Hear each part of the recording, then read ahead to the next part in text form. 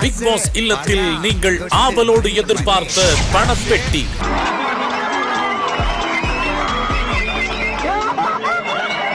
S, நீங்களும் வெல்லலாம் 1 கோடி. இந்த பெட்டியின் ஆரம்ப தொகை 1 லட்சம் ரூபாய். மணி மணி மணி மணி மணி கூட ஒரு சைவர் வந்ததுக்கு அப்புறம் யோசிப்பேன். உயர்ந்து கொண்டே இருக்கும் தொகை 2000, 4000, 6000, 8000, 10,000. பணப்பெட்டியை எடுத்துக்கொண்டு வெளியேற போவது யார்?